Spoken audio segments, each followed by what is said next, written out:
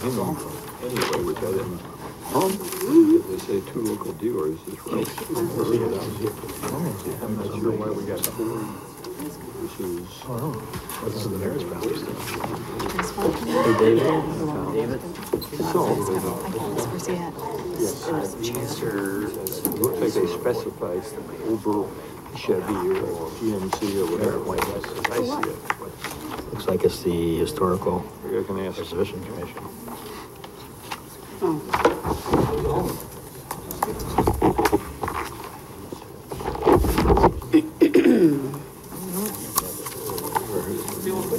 He's 17th, right? No? Give me a second. Give me 1 second. Oh, here's the hard copy too.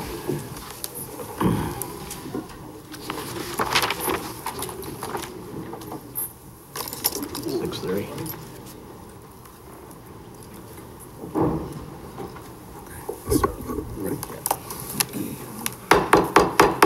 At this time, I'll call to order the April 17th, 2018 Joliet City Council meeting. The Honorable Mayor Robert Oderkirk presiding.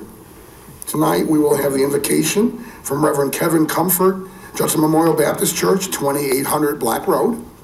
And afterwards, Reverend Comfort will lead us in the Pledge of Allegiance. Reverend?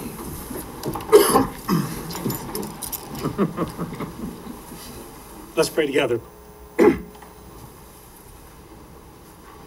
Almighty God, we thank you for the gathering tonight, gathering to do business for our community. We thank you so much for this place in which we live. We're grateful for our homes. We're grateful for so many different things that we have in our community. We thank you for the leaders that have been chosen to lead us. We pray for them tonight in their leading as they listen, as they seek wisdom, that they might hear your voice most of all.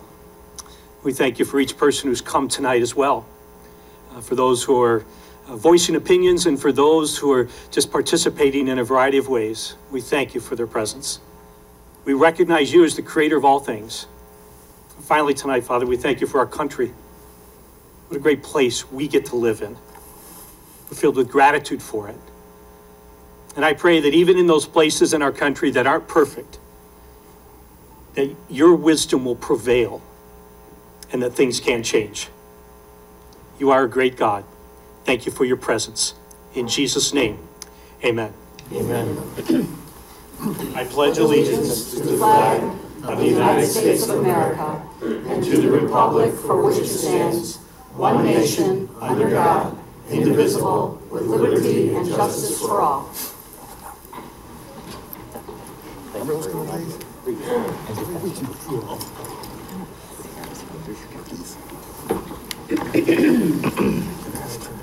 Thank you, Reverend.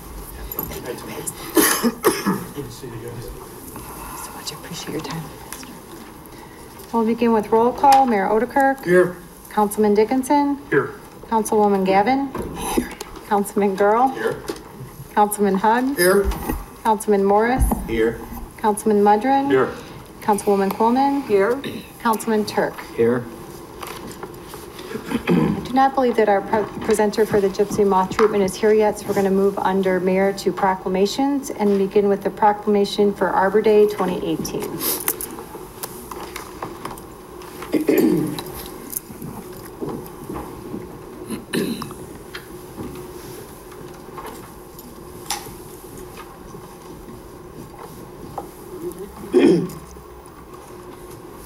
Okay, proclamation. Whereas in 1872, J. Sterling Morton proposed to the Nebraska Board of Agriculture that a special date be set aside for the planting of trees.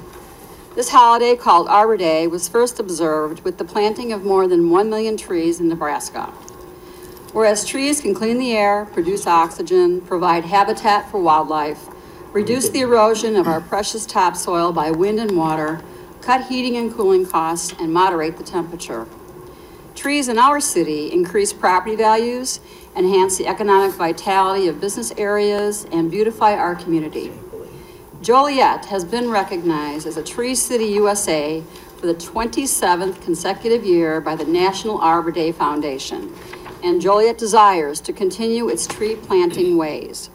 Now therefore I, Robert Odekirk, Mayor of the City of Joliet, on behalf of the Joliet City Council, do hereby proclaim April 27th, 2018 as Arbor Day in the City of Joliet.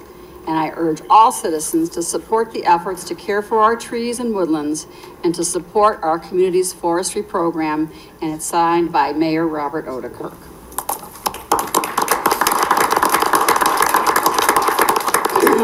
And now she's known as the tree lady, but this is Rita Renwick, who is very adamant and has been part of this tree planting for as long as I can know. So, and we really owe her a debt of gratitude. So thank you, Rita. Thank you. I had one of my tree board members here, Mary Schoenheider, and our arborist, Jim Tiber, and this is the 27th year that we've been designated a Tree City USA. We've come a long way. We've lost thousands of ash trees, but thanks to you, we have a program in place that we're growing new trees and planting. We've already planted 500 this year, right, Jim? 600 trees this year, and we have 400 more to plant because we're planting 1,000 trees a year thanks to your support, and that's great. This year, we are going to have an Arbor Day celebration, and it's going to be at Ridge Elementary School. And we have our poster contest winners here. We have the posters here, and they'll be downstairs in the lobby until probably the 25th of April. So you can take another look at them, but we're going to call our winners up and present them with an award. So Jim's going to hand them out, and I'm going to call them up. First grade, Haley Shank.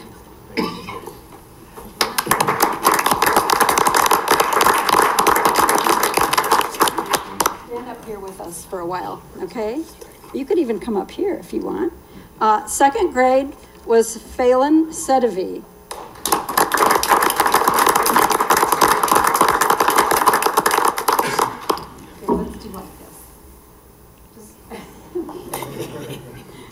Okay, I think I don't know if our third grader, Stephanie Rodriguez, did she arrive? I don't think so. Okay, so we'll set that one aside. Fourth grade, Julianne Dunmore.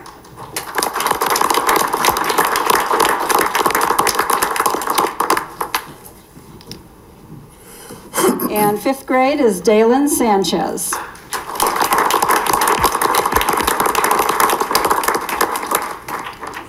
Okay, now we're going to have you, you want to go up and shake hands with the city council? Well, so they get their face on TV, so kids can be watching it. Oh, right, yes. And this is it? This is it, yes. All right, so you're going to get to meet all the councilmen. Don't be shy, because you're already the mayor, remember? They got to sit in the mayor's seat before the meeting.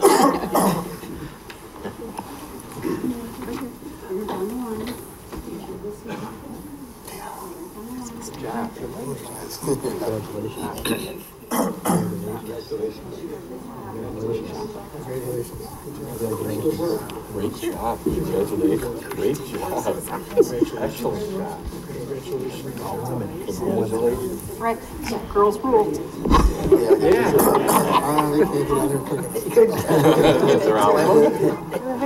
that one that's the last meeting, with Scary Bunch and Five? You guys are very creative. No, not at all. So I Why not? Your health, right? Dave took it. Yeah, Dave took it off. Get in here. You get in. Okay.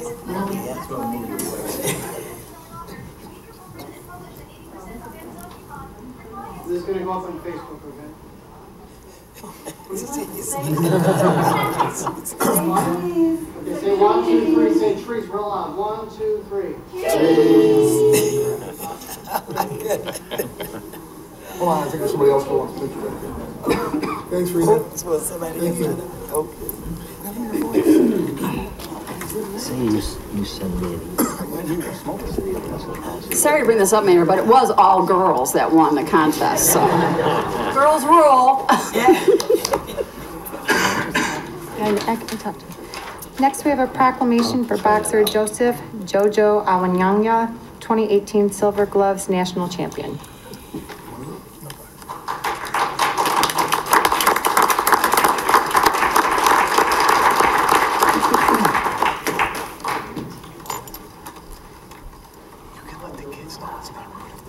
You're not cracking jokes now.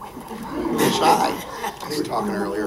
You know, Councilwoman Gavin was gonna talk, but I'm gonna be her voice tonight. Everybody's gotta have a voice. She lost her voice, right, Councilwoman?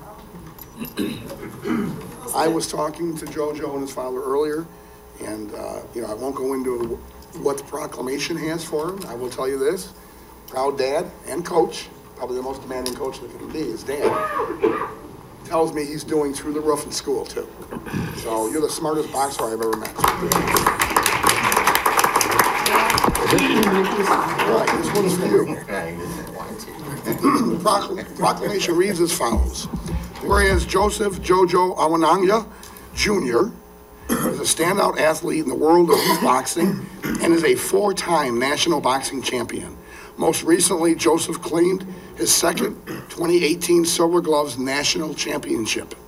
Whereas Joseph started to box at the age of 5, began to compete at the age of 8, and at the age of 10 years old, he has already had 24 amateur bouts and ranks #1 in the nation.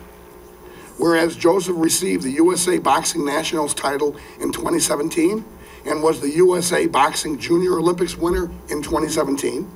Whereas the International Boxing Federation and United States Boxing Association has presented a belt to Joseph Jr., congratulating him for his success, focus, and determination within the sport. Whereas Joseph has also been presented with a Junior Athletic Achievement Award by Illinois Secretary of State Jesse White.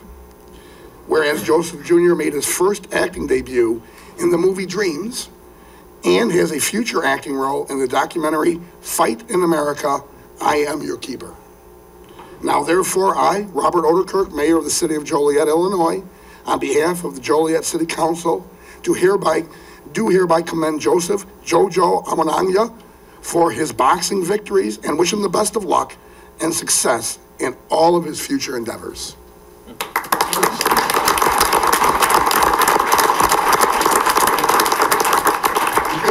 You guys recognize him? He was here last year. This young man's on a boxing roll. He's much taller this year. There you go. Go ahead. It's all yours, JoJo.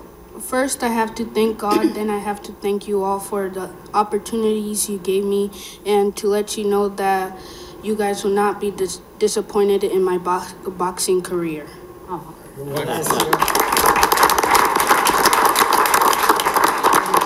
for everybody. What you guys are doing, thank you guys a lot. Thank you for putting Joliet on the map for your accomplishment.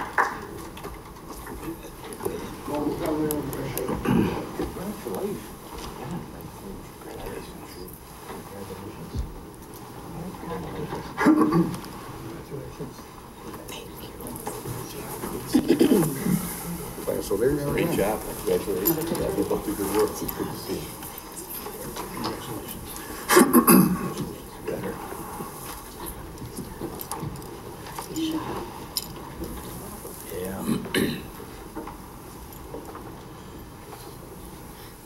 Before we move on to appointments, we're going to move back to the presentation. It's a gypsy moth treatment by Nancy Johnson, Plant Pesticide Specialist, Illinois Department of Agriculture. Hello. Thank you very much for juggling me back in. I underestimated the travel times from DeKalb. Oops. I'm Nancy Johnson. I'm with the Illinois Department of Agriculture Gypsy Moth Program, and we're here to inform you about an infestation of gypsy moth over in Pilcher Park. And we're going to be doing treatments with BTK, which is Bacillus thuringiensis kostaki. If you're not familiar with gypsy moth, let me give you a quick update on it. It's an invasive species not native to Illinois. It was brought over to the United States in 1869. Unlike emerald ash borer, which is destroying our ash trees, this is a defoliator. Most trees can handle one defoliation. Oak trees are their favorite species to eat. But when we have other environmental concerns like drought or city planting, it takes a toll on the trees. So sometimes they cannot come back from being defoliated. So about mid-May, we're going to be flying over Pilcher Park, some of your forest preserves, and the golf course. I think we have about 700 acres. There's a map inside with our moth counts and the areas we're going to be treating. So I wanted to come here tonight to talk to you guys, see if there was any questions you had about the treatments, and also give you somebody to contact. You guys should not take any of the calls from the public.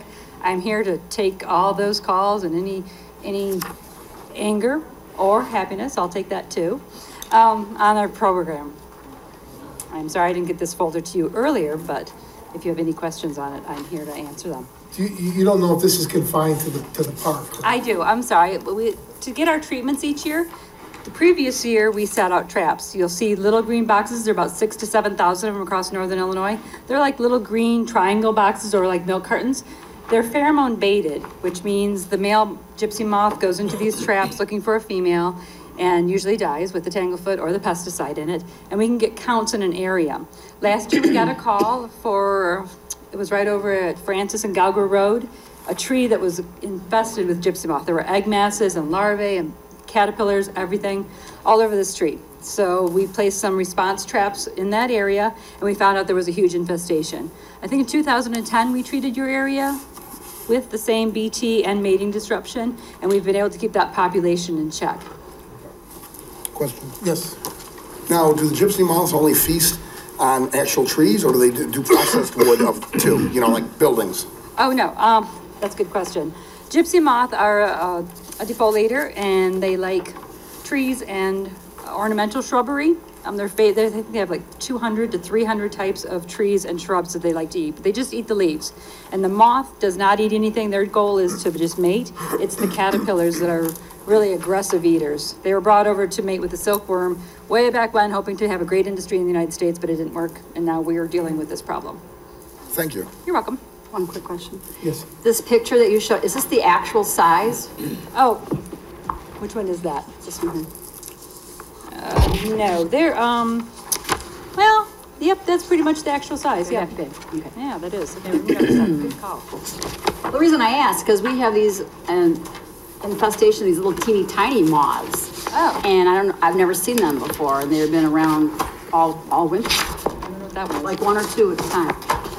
Yeah, if you want to see a really good example of this infestation, if you just go around by Pilcher Park, Francis and Gauger on the trees along that road, they're covered in, it looks like maybe like mustard covered on the trees, like Grey Poupon, and those are the egg masses. So that's what we're going to be monitoring, and we're going to be treating with helicopters, and it's really noisy, and I apologize, but we are trying to treat these trees. But we'll give you a notice probably a week ahead of time, and then the actual day, just to make sure everybody's in the know on this. Now, when they get treated, you're going to be spraying them by a helicopter? Correct. Now, like, I work for the park district, so. Oh, okay. Will we have to clean the picnic tables or anything, or? It's Bacillus thuringiensis Gerstacki, which is, it's actually bacteria, and it looks kind of like tree sap.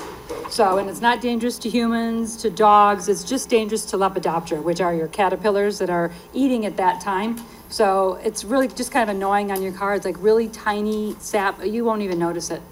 Will you be spraying it during the day or at We're night? scheduled, because this area is highly populated and we want to get it to it early in the morning.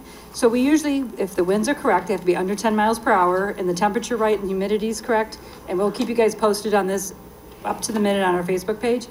But we're going to try to do this area at sunrise. So before anybody's even heading to school, we'll get this area done with 2 helicopters, probably about 5:30 in the morning. At sunrise, when the light's just coming around the horizon, our wheels are up.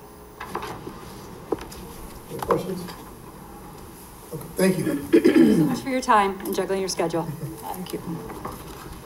Oh, good point. Also, it happens twice, 10 days apart. Okay. I'll be back. Thanks, guys. Next, moving back under mayor, we have Mayor Odekirk appointments. Mayor is recommending the following appointments, reappointments to the Historic Preservation Committee. Gideon Bluestein to serve as a non-voting member, and the following to serve as voting members on the committee: Mary Beth Gannon, Katie Lowry, Christine Polychondriotis, Quinn Adamowski, Sharon Merwin, and Kevin Heineman. Is there a motion to approve the recommended appointments? So moved. Second. And motion and seconded to approve. Councilman Dickinson. Aye.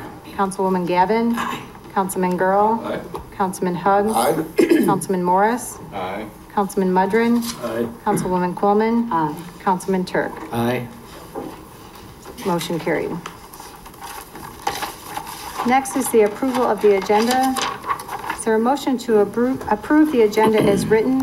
Just a reminder, the following items were removed from the agenda during yesterday's pre-council meeting.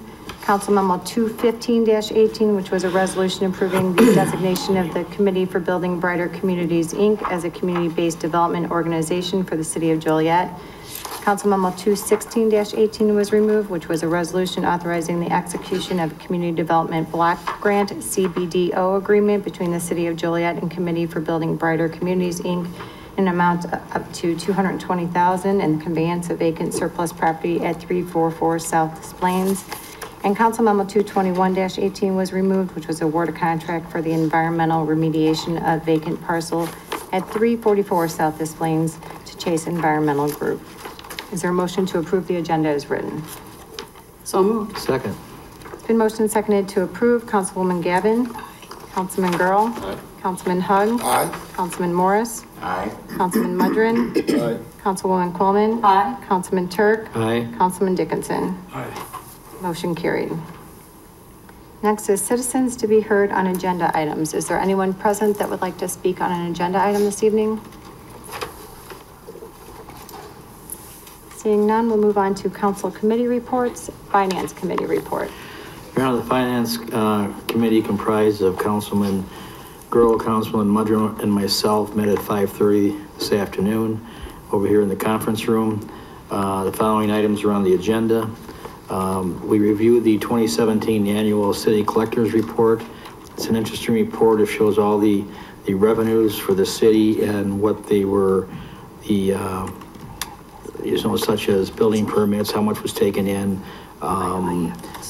tipping fees, liquor licenses, and things like that. So it's a very interesting report.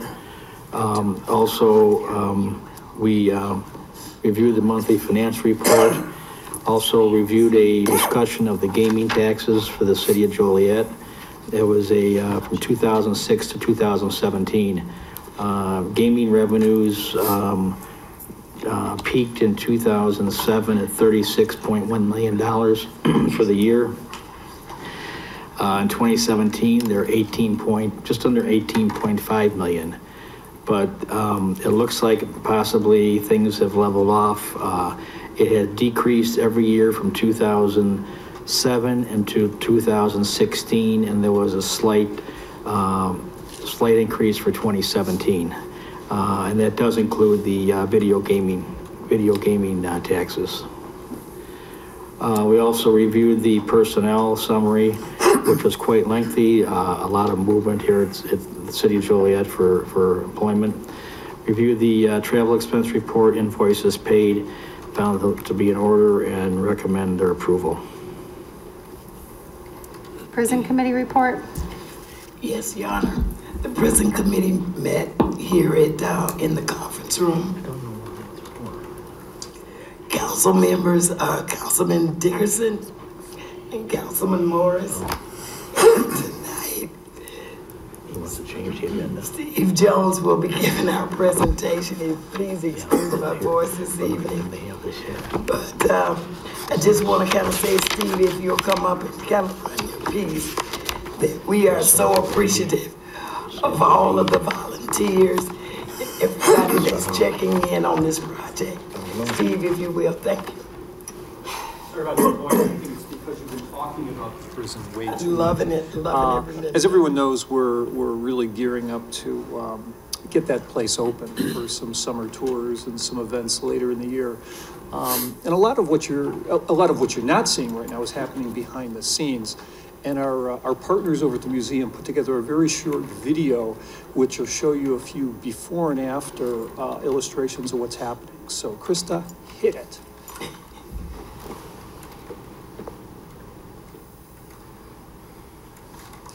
And what you're seeing is Homer Tree Service, who has put a tremendous amount of volunteer labor at the prison. They spent several full days removing brush, removing tree cover. And for those of you who've been out there, haven't been out there lately, it was a jungle. And you're going to see some of the areas that basically have been overgrown over the years. And the goal here is to clear those out for a few reasons. One is, as we get closer to tours, we want some clear paths where folks can really explore some of the areas of the prison that normally wouldn't be accessible because of the brush. And also security-wise, as you know, we had some security issues out there. And certainly, we had a very attractive location for people who would make their way into the prison to sort of hide out. So you're seeing some of the areas that were overgrown and basically had been cleared out by Homer. And this is all over the prison. We're just taking a few spots that are good illustrators.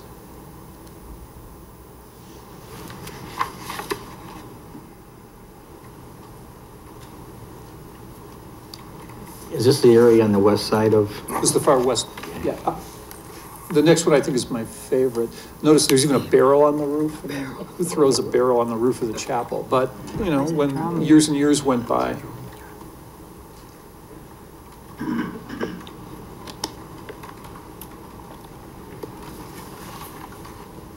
And there's a lot of debris over the site, and part of that I'll get into in a second. And there's the site. I mean, open, again, anyone who was out there recently before this work was done would have had fence lines, a lot of trees, a lot of obstructions. Basically now it's going to be open. And, you know, you just can't thank Homer enough with the work they did. And I believe they have one more day where they're going to come out. Obviously they're getting into their heavy tree season. They have a business to run, believe it or not, but certainly with the volunteer labor they've given us, it's helped us get closer to that goal. At the committee, really what we did is we did updates. We talked about the things that are helping get us to that goal of opening the prison. One of the real significant events that we've planned is this Saturday. The Three Rivers Construction Alliance will have an army of laborers, workers, people doing demo construction to really help realize some of the priorities that have been set by the city and the museum committee. And, you know, again, what they're doing is really trying to focus in on some areas that will have the biggest bang for the buck. My understanding is that they put the word out to their members and they had to turn people away because there was so much interest in this. So maybe we could get that enthusiasm and perhaps have some additional days to really, to get some of that skilled labor out there and do the kind of things that we can't do. There's no budget for this, as you know. It's been done by volunteers up to this point, and I think there's going to be an awful lot of volunteer activity that's going to help get us there quicker. I'm starting to lose my voice. So. Sketchy. After we have the laborers, we certainly want to make this a community event. You know, right now we've got some of the trades that are going to come in. They've got some specialized skills. The goal is to also put out some dates where members of the community who, you know, want to see the prison, want to really put some skin in the game, they can come out and work to help us. Those dates are tentatively May 19th and 20th. We'll have some social media follow-up on this, but certainly it'll be an opportunity for folks to really help get this legacy back to where it needs to be. We've had some local artists go in there and take some of the debris, scrap, you know, unusual prison artifacts that don't have value. We expect that they're going to turn this into some prison art project. And the goal at some point here is to have some auctions that will auction off that art, and that money goes right back into the prison restoration fund. So we'll see how creative some of our local artists are. And probably one of the more exciting things, I mean, it's all exciting, but this is really where we could celebrate what we've done over the last year or so. We're trying to get together with local community leaders and schedule an event. And right now, what we're doing is we're calling it the Great Joliet Prison Break-In. And we've got 3 days set aside, Friday, August 25th, Friday, August 24th, Saturday, August 25th, and Sunday, August 26th. That Friday and Saturday night, we're looking at music, at food, having tours, having people access the prison. Also on the Saturday, having Evil Intentions, the haunted house, do their ribbon cutting to basically introduce themselves to the community. So it'll be a good event. We're trying to get a headliner, and if we could get the kind of numbers of people here, really a draw musically, and get those ticket prices at a point, perhaps we could raise some significant dollars and cents for the prison. So that's the goal. Everything we do, whether it's food sales, whether it's, you know, some of the licensing we have with folks being out there, food trucks, whatever, literally taking any profit, anything left over at the end of the day, and making that part of the prison restoration fund. And Sunday, the 26th, is sort of an interesting day. some folks may know that that is actually the 200th anniversary of the founding of the state of Illinois. It's the bicentennial day. The governor is planning on doing a Route 66 motorcycle trip, apparently with the governor and 599 other Harley drivers. And it's our understanding that they'll be starting at the prison and then working their way through Pontiac, all points south, out to Route 66 to Springfield. We're not planning that event. It's on the website. It's been posted as something that's a Route 66 trip. But once those details and a time where they'll start in Joliet, once that's all announced, we'll certainly make mention of it. And last but not least, a little bit longer term project, open space. For members of the public, you know, people may think of the prison as being the buildings, and they may know that there's a lot of wooded areas off to the east. We're in the process of talking with our open space partners at the Park District and the Forest Preserve District to see if there are some things that we could do from the city's perspective to foster open space in those eastern lands. Well over 100 acres, 2 quarry lakes, a lot of opportunity. So I think over the next 2 to 3 months, we'll probably hear more exciting news about that. So that's what we talked about at our committee report. A lot of activity. A lot of activity. Any questions? Yeah, I have one. Steve, I know the museum is beginning to line up donors and people who want to contribute to this. Are they in any position to talk about some of the things that they have brewing regarding the money coming in? I'm not totally in the loop as to what commitments, so I would defer that, and I would have the museum folks talk to us. They do have plans to come. I'm not sure if it's going to be the prison committee or they actually want to come to a council meeting to literally give an update of some of the things that they're doing that probably aren't as, I don't want to use the word significant. I mean, what we're talking about are just broad stroke things, but there's an awful lot of work going on. There's a prison restoration committee that has people doing everything from, you know, starting the marketing process, fundraising, doing websites. So we've got so many parallel tracks that are happening. It's just unbelievable. At times I refer to as herding cats because everyone's got the same goal, but they're all doing different pieces of it. So I'll let the museum speak for themselves because they need to take credit for all their efforts as well. Absolutely. Okay. Thank you. Thanks, Steve. Public Service Committee report. Interesting video, Steve, thank you. It just makes me want to say Watanejo. Anybody who's a Shawshank Redemption fan like I am knows what I just said. Any Shawshank Redemption fans from the movie? It's a prison movie. Mm-hmm. You saying? I'm sorry? Are you going? Anyways, trouble starter, troublemaker. Our Public Service Committee met today here at City Hall at 4 p.m. In attendance was Councilwoman Gavin, Councilman Dickinson, and myself. And Councilman Gavin had a voice. She lost it, and she lost it suddenly.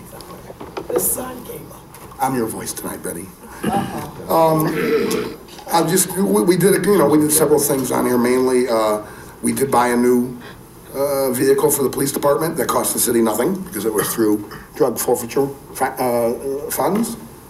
We did approve a contract, or should say recommend approval of a contract to do with the pedestrian bridge that will be installed at 110 North Ottawa Street in relations to the demolition, ultimately, the demolition of the old Will County State's Attorney's Office. And again, that will cost us nothing. We'll pay it up front and be reimbursed by the county.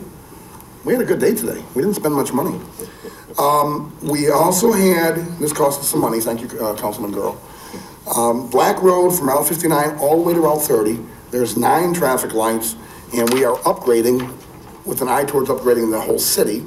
Did learn today we only have 13 clusters of lights throughout the city. All of our lights are in 13 groups. And they're going to be putting in, it was a $208,000 contract to put in fiber optics. It'll be linking those 9 and actually reducing congestion and making the lights more effective and efficient to the trends of the city. Ultimately, when we get the fiber optic system, because our lights are still on a dial-up system computer-wise, and this is a good move. When we do that throughout the city, it's going to be real-time, lightning speed on repairs, for notification for repairs, and lining up lights even better. And our engineers do a good job already. But so we are doing that, starting on the Black Road project. Other than that, we had some other items like paying off Van Mack Electric for repairs to our traffic lights, some sewer and water contracts that were bid. Am I missing anything, folks? Yeah, because that was it. So that's really all we had. If there's no other comments from my fellow committee members, Mayor, that's the report. Thank you. I show no other reports. Under consent agenda, approval of the minutes. It's recommended the minutes of the pre-council meeting held on April 2nd and the minutes of the council meeting held on April 3rd stand approved as recorded. Invoices paid report. It's recommended this report be received and placed on file. Council Memo 205-18, 2017 Annual City Collectors Report. It's recommended this report be received and placed on file. Council Memo 206-18, regular payroll for February 16th through March 1st, 2018, $3,604,846.26. Council Memo 207-18, regular payroll for March 2nd through the 15th, 2018, $3,336,424.10. It's recommended said regular payrolls be approved. And Council Memo 208-18, position vacancies. It's recommended the city manager be authorized to fill 3 summer laborer positions in the Public Utilities Department, 1 laboratory intern in the Public Utilities Department, 6 summer laborers in the Public Works Department, 4 urban forestry interns in the Public Works Department, and 1 management intern in the city manager's office. It's recommended said consent agenda items be approved. Second. Been motion seconded to approve. Councilman Girl. Aye. Councilman Hug. Aye. Councilman Morris. Aye. Councilman Mudrin. Aye. Councilwoman Coleman. Aye. Councilman Turk. Aye. Councilman Dickinson. Aye. Councilwoman Gavin. Motion carried. Moving under public hearings, Council Memo 210-18, annexation of 615 Elmwood Avenue, classification to R2A zoning and approval of an annexation agreement. This includes a resolution approving an annexation agreement, an ordinance approving the annexation, and an ordinance approving the classification of 615 Elmwood Avenue to R2A zoning.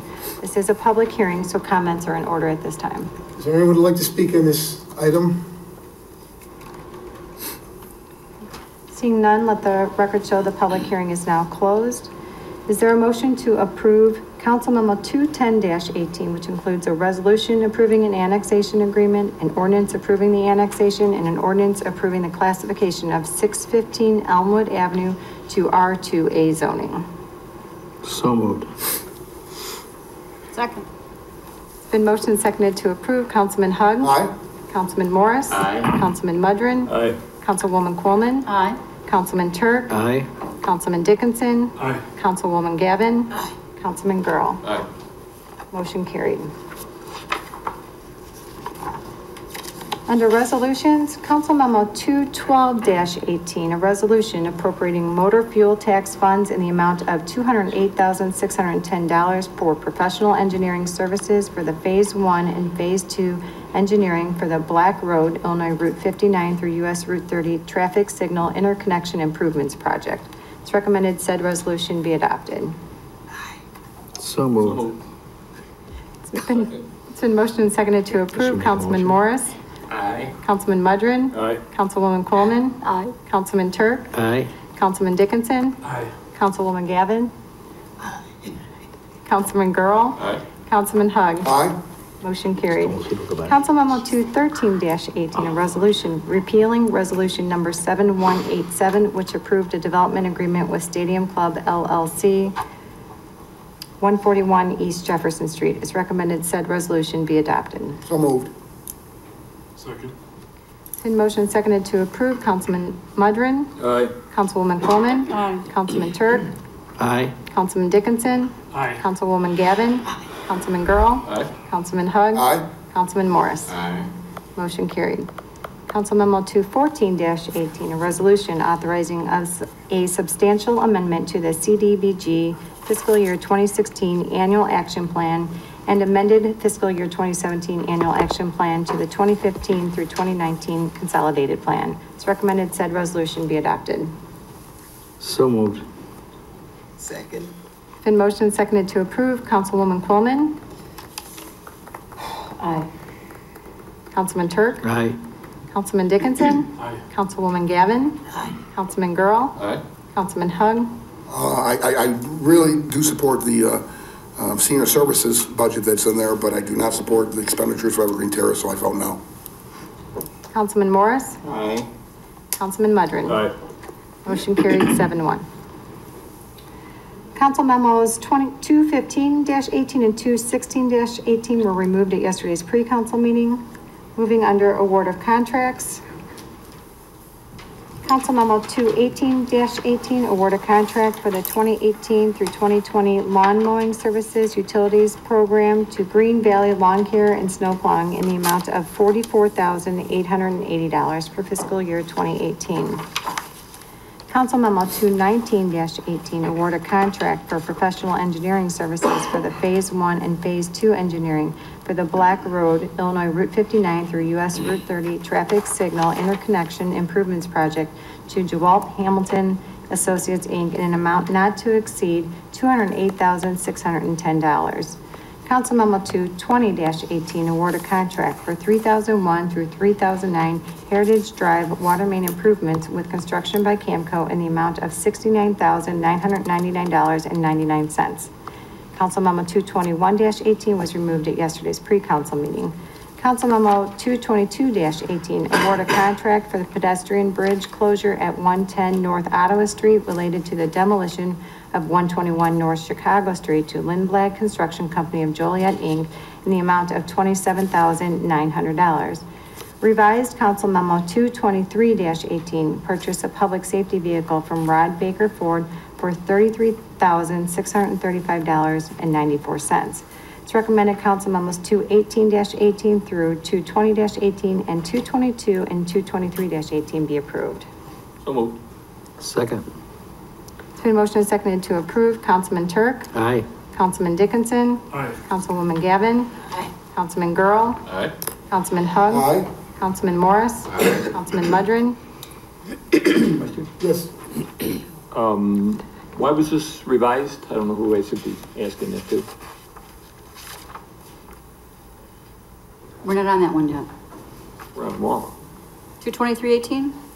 We're not voting on yet, are we? Yes. Yes. Okay, because when he says this, I see it as well, and there is a discrepancy here. Well, then. we covered that as a committee meeting. We did get an update. There was a separate one that you should find in your file. Well, but that's what he's talking about. The one but- they wanted was no longer available, so they had to go for a different one that costs less. We did ask the representative of the police department if it met their specs, and they said yes. So they actually had to move to a different model because the other one was no longer available. Then Larry, why Fords only? I'm sorry? Why Ford vehicles only? Well, that's a question I wouldn't be able to answer. Chief? We typically stick with Fords because MMD has all the training mechanics and the equipment, and they're better prepared to work with Ford vehicles. Our entire fleet right now that we've been buying in past years has all been Ford. They're all Fords? Yes, sir. I vote aye. Councilwoman Coleman? Aye. Motion carried.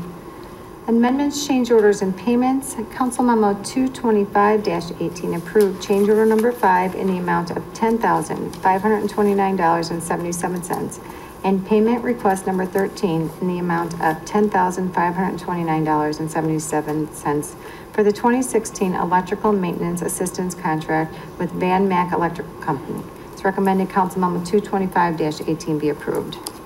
So moved. Second. It's been motioned and seconded to approve. Councilman Dickinson? Aye. Councilwoman Gavin? Aye. Councilman Girl? Aye. Councilman Hug? Aye. Councilman Morris? Aye. Councilman Mudrin? Aye. Councilwoman Coleman? Aye. Councilman Turk? Aye. Motion carried. Next is the city manager's report. Mayor and council, I've had a few requests from council members relating to suggestions of how to improve the efficiency of city council meetings.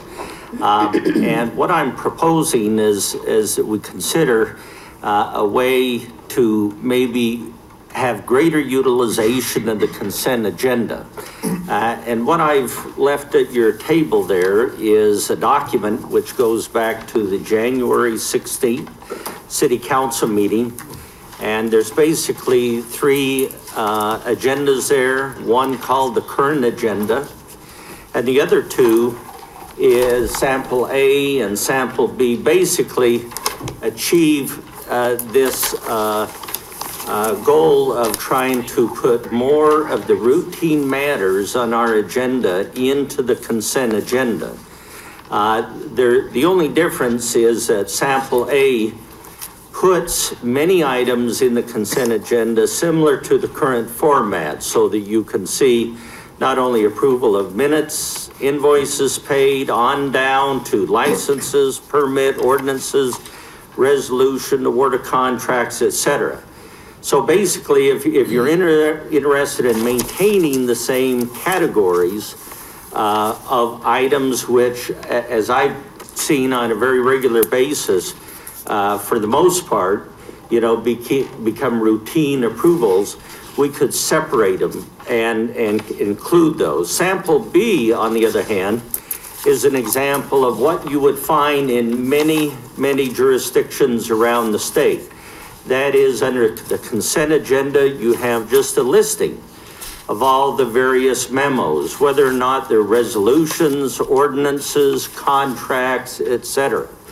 It has been, I think, very much a trend and very typical to find councils putting a lot of these routine matters on their consent agenda, and especially, I think, with our use of the pre-council meeting to walk through the agenda to try and get answers to questions council might have. I think that's a great practice but by the time you get to the voting, what we're seeing is quite a few of those items that could otherwise be placed under consent agenda with one motion, a second, and then voting on all those items at once. And once again, that is a very routine practice by many councils. The fail-safe, well, let me say this. Typically what would happen is the city manager, in consultation with the mayor, we would put under the regular agenda just those items such as requiring separate action, such as a public hearing like we had tonight. Those would be under the regular agenda. If there was something that we knew might need more significant time, staff presentation, further discussion, once again, the manager in consultation with the mayor would decide what to put in that regular agenda, and those items would be taken up separately, similar to what we're doing here tonight.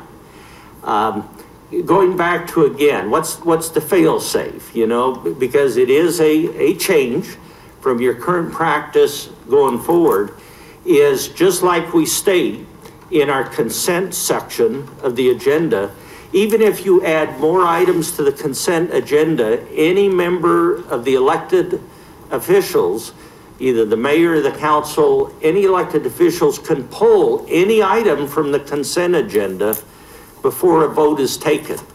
And any consent agenda items pulled go to the top of the regular agenda. So any council member has that ability to pull an item from the consent. And sometimes that's because maybe they have further questions. Maybe they are not comfortable with approving it without a vote by the council on those items. So that's the practice that I think still reserves to each and every elected official the ability to have separate discussion on any of those agenda items. So let's say maybe there's 3 or 4 items pulled from the consent, put over there, and then the council, what they do is they vote on all other items on the consent agenda. So there would be one vote, and whether it's 5, 10, 15, 20 agenda items, those get voted on, and then you move to the regular agenda. First, on those items, you've wanted to have separate discussion. You go through those, and then on to the regular agenda. It is a much more efficient way for the council to, through one vote, really approve items that currently, there's separate votes, seconds, and things like that. It is a way many cities have found to be more efficient, you know, especially on what our regular council meeting for voting purposes. I don't think it takes away anything from what the council wants to do, wants to discuss, because any one member always has the right to ask for anything on the consent, to have a separate discussion, separate vote, you know, even for additional staff presentation. So I just wanted to bring this to your attention, not asking for any vote. Give it some thought, and I'd be happy to answer any other questions tonight on that, or, you know, over the next couple of weeks, you can give it some thought. I'll be happy to discuss it further one-on-one, but again, it's an answer to a request I've had about suggestions on how maybe to be more efficient in your time, especially on routine matters on the city council agenda. So that's something I just want to share with you tonight. Any questions at this point in time? If not, I'd like to turn attention to you know, we had a very significant celebration, soft opening, as we would say, on the Gateway Corridor train station. And I just wanted to give a shout out to a number of people, but first and foremost, Krista Desiderio, our city clerk, was charged with being the key event organizer. And as you all know, if she's going to take on an assignment, she's going to do it extremely well.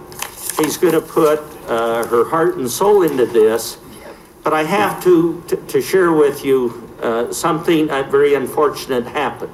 Even after all this advanced preparation and making sure everything was organized, our corporate counsel almost gave her a heart attack at 3:45 a.m. He called her on the cell phone. She just asked him to go pick up the donuts, and he called her and said, you know what? The vendor doesn't know anything about that order. I think it'd be of interest for all of us to see how she looked when she was presented. You know, I'm learning more and more. Marty is quite the prankster when it comes to. But he quickly made her assure her that, hey, the donuts were there. That morning, you know, we had a number of elected officials, not only the mayor, Councilmember Dickinson, Morris, Mudron, Turk, Gavin. And when I got there, boy, it was Councilman Mudron and Turk were very active in passing out donuts. They didn't give me one at that time. I had to get my own later. And then Councilman Dickinson, I think, took the 4:15 shift. So that was a little too early for me.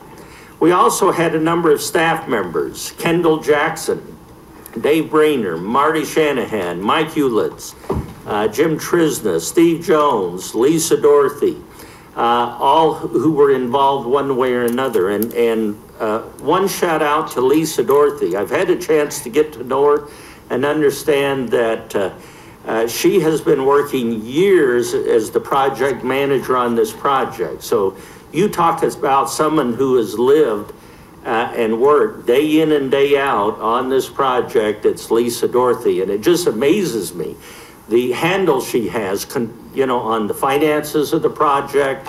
And I'm glad to know that Jim Trisna is moving Lisa as she phases out of this project over to the Chicago Street project, because we want to make sure that gets done and completed next year. So I just thought it would be very appropriate for us to give not only Krista, but all those people who are involved in an exciting and a very worthwhile soft opening on that Gateway Corridor train station a round of applause for all their volunteer effort and hard work. Good job, Krista. May I have a comment? Yes. If I had known it's going to be the opening, you're going to pass out donuts, I would have postponed our vacation, because I was obviously the only one not there. You know, can I give special accolades to Craig Smith from By Park, because he went above and beyond to make sure that that building was ready. He actually showed up at 3 a.m. to inspect the building and get the coffee going. And it really was a team effort with Kendall and Lisa and Dave and Mike Ulitz, and hopefully I'm not leaving anybody out, to make sure that we met that target date and get that open for the commuters. Who was the gentleman again from the Heritage Corridor? Bob Navarro also volunteered that morning as well. Yeah, he was there, so. Yeah, but Craig really has his heart and soul into his work, and kudos to him. So I wanted to make sure he was mentioned. Awesome. Now, keep in mind, we're still looking at a very formal grand opening. And that's, Krista, that's approximately when? That's June 6th at 10 a.m. It'll be ribbon cutting as well as a building dedication. So we are working on the invitations as we speak and the program, so. I think we've got, we were trying to make sure we could get state officials, those who wanted to come. I don't know if you can mention. Mr. Blankenhorn has said he will be there and be willing to speak, and we have also dignitaries from all the various organizations, Amtrak, Metro, so we have most people lined up as speakers to begin with. So waiting to hear back from the governor's office as well. And one last comment, we're not stopping because as the mayor knows, we've had an initial meeting with the officials of PACE. And one of the things that unfortunately had to be cut out of this project was the bus terminal. Is that the right term? Bus station?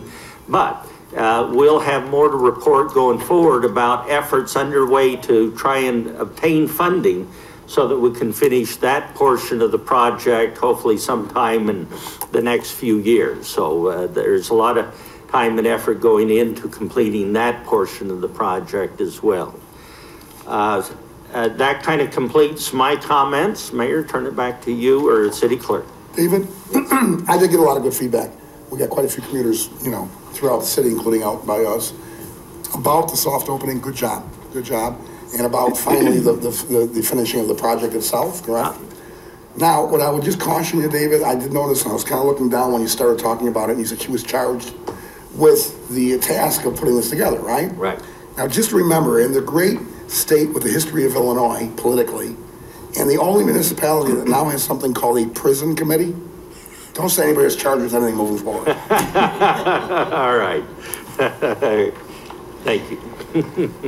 Next, we have new business, not for final action or recommendation. How about old business? I'll do it on council comments, it's okay. Next is public comments. Is there anyone that would like to speak under public comments this evening? Can approach the podium.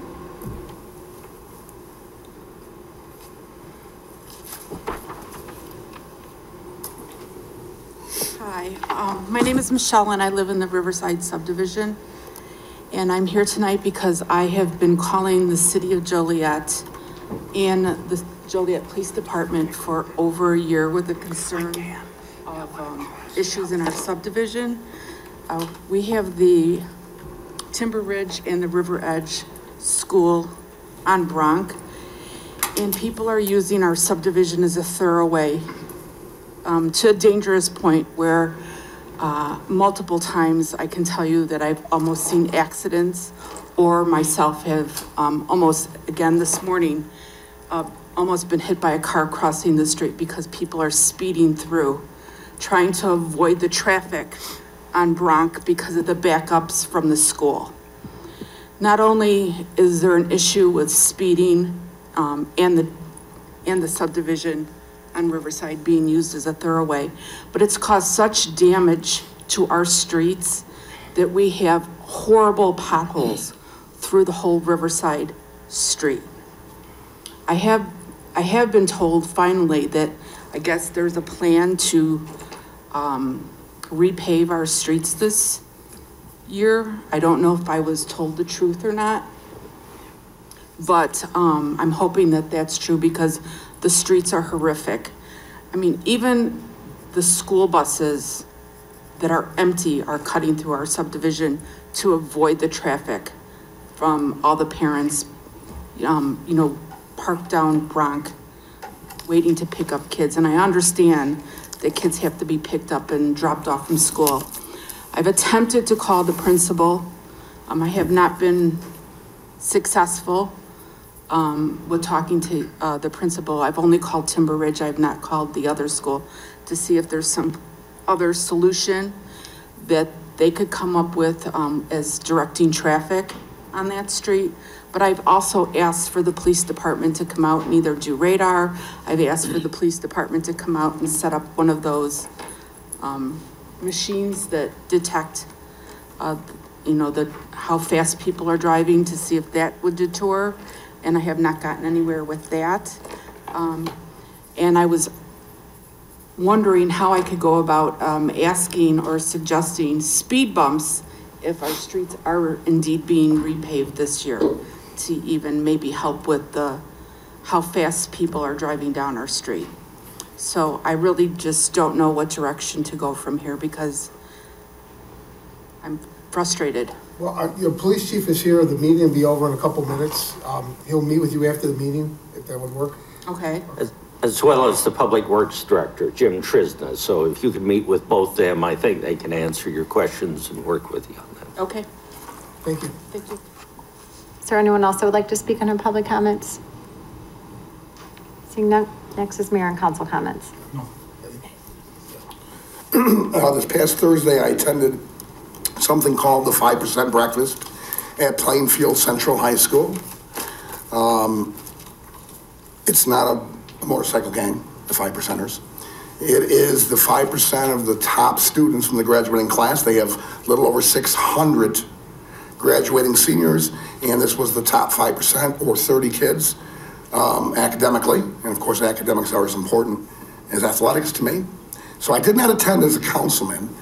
I did not even attend as a member of the foundation board, the District 202 Foundation for Excellence Board. I attended as a beaming, bragging, very proud father. My daughter was one of the 30 in the top 5. So I say congratulations to my daughter Lauren, to all the kids from Plainfield Central who were the top 5, and to all the kids at Plainfield South, as well as I've been informed, Joliet Catholic does a top 25. Congratulations to them. Congratulations to all the kids. And when I told the mayor before the meeting just how smart my daughter was and what you know she had accomplished, he offered to pay the full boat on a paternity test, just to be certain. So that's all I have. Congratulations, Lauren, and all the other kids.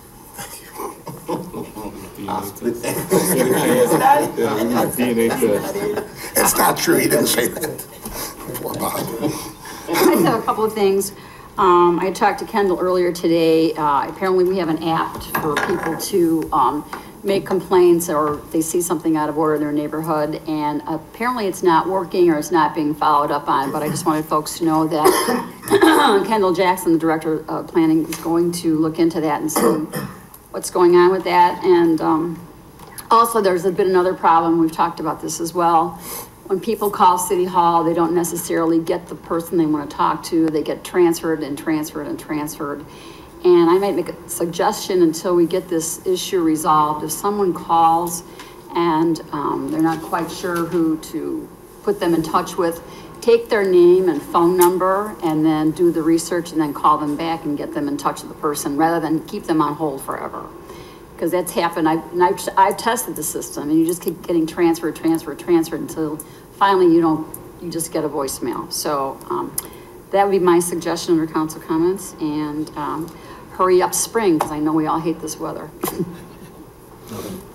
A couple of things. Number one, David Hales, Chief Benton, at last meeting I brought up an issue of policy regarding an employee who had been on paid leave for some time. I know you guys were going to look into it. Is there any update on that issue? Yes, I'd be happy to. And I do appreciate the time spent by not only our corporate counsel, as well as the police chief, HR director and others, but we did spend some time looking at not only our past practice, but also reaching out and finding out some of the changes going on with other communities as they look at issues such as paid leave, unpaid leave, things of that nature. Based on our research and our analysis and discussion, what I have done is directed the police chief to notify that particular police officer to direct that particular individual to come back. We will be putting that individual on light duty going forward. It'll be in a non-police department capacity. The exact duties are being developed and will be notified. So very shortly, we will have that individual coming back. Going forward, what our policy and practice will be is to the first option to consider is if there is a need to put someone on leave, that they first, we look at putting them on light duty, so that even though they'll continue to be paid, it could be in the same capacity, it could be in a different capacity. Now, even though that'll be kind of the default position, we got to keep in mind, each case is different. There's a lot of variables that need to be taken into account, and the circumstances why someone may need to be put on leave will have to be evaluated, but we're going to be much more aggressive in looking for opportunities for those that have to be out of their particular job position or something similar, to try as much as possible have them continue to work during any circumstances where a leave is justified. And there's many of those, so it's just hard to get into much specific, but that's going to be our proactive report practice going forward. So just wanted to report that to you. Thank you, Chief, I appreciate it. I know it's a little change in how things have been traditionally been done, but thank you for taking another look at it. Yeah, you're welcome. April 5th, we had another ribbon cutting. Primary Care Joliet did their official ribbon cutting at 2025 South Chicago Street. Congratulations to them. On April 6th, Stepping Stones conducted an opioid task force conference. Lieutenant Governor Sanginetti was in town. She's the co-chairman of the opioid prevention and intervention task force. So thank you to the folks at Stepping Stones and everyone who participated. April 7th, State Representative Natalie Manley had her annual, or hosted the annual Child Abuse Prevention Campaign. It started on Saturday morning out on Essington Road. Councilman Turk, Councilman Girl, and Councilman Dickinson were all present. I think Councilman Mudrin, you were there also? You're not, I'm sorry, but thank you. You were there as well, yeah. He was with me on vacation. Thank you to Representative Manley. Ooh, really? We're not And then finally, April 14th, last Saturday, the Easter Seals had their telethon. I know when I was president, Councilman Dickinson and Councilman Mudrin were there helping raise money for Easter Seals. It's a great job, great community event. I know they had a huge turnout, and I think they did very well. So thank you to Easter Seals and everyone who helped participate with that. And that's all I have. I was going to talk about the Gateway Center, but Mr. Hales, I think you said everything. But Krista, I know you were there at 4 in the morning, so thank you. When I showed up around 8 or 9, you were just in your prime there. So, but, if you haven't been there, come check out the train station. Especially if you go to the second and third floor, they have preserved some of the historic parts of the old train station and the station house. I don't know the terminology, but the old track changers. It's really interesting. It's a part of history and a big part of Joliet's history. So thank you to everybody involved in that. And that is all I have tonight. There was a request for closed session. Is there a motion to go into closed session to discuss personnel, collective bargaining, land acquisition or conveyance, pending or threatened litigation, after which the meeting will be adjourned? Second. In motion seconded to approve. Councilwoman Gavin. Aye. Councilman Girl. Aye. Councilman Hug. I guess. Councilman Morris. Aye. Councilman Mudrin. Aye. Councilwoman Coleman. Aye. Councilman Turk. Aye. Councilman Dickinson. Aye. Motion carried.